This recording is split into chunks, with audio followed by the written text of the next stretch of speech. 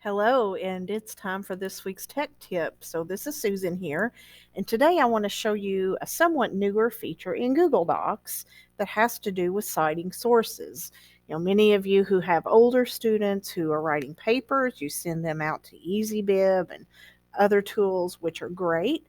But Google Docs has recently added its own citation editor within the tools area of the document.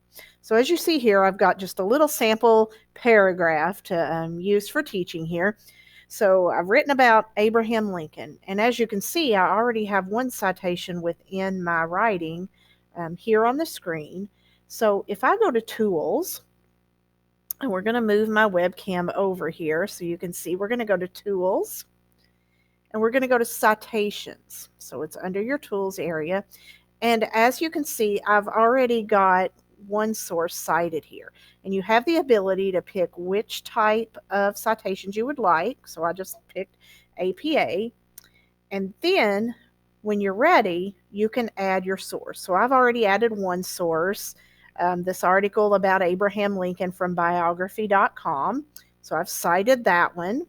And then I'm going to add another one where I had information from the kids' nationalgeographic.com site. So we're going to add a source, add a citation source. We're going to tell it what type it is. So this one happens to be from a website.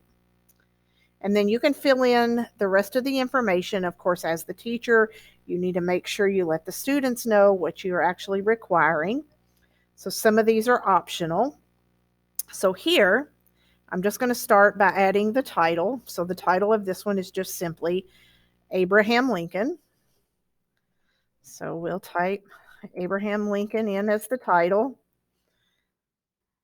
The website title, you'll want to just make sure you get the website title, is National Geographic Kids in this case. And then you will want to put the URL or the web address of the article itself. So we're just going to copy that, and then we're going to paste it.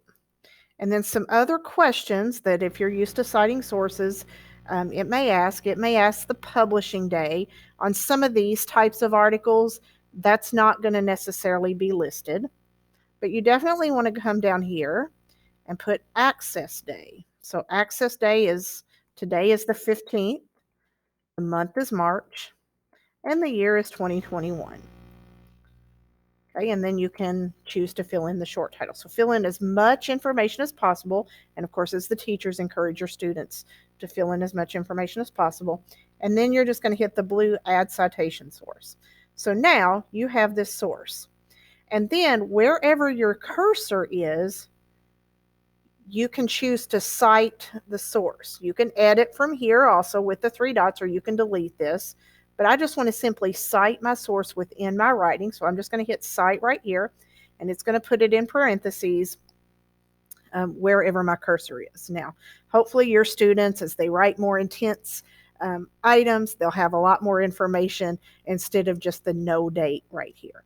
Now, you also have the ability, and as I hit enter, as I'm continuing to, work on my paper, at this point, maybe we're ready to insert our bibliography, okay?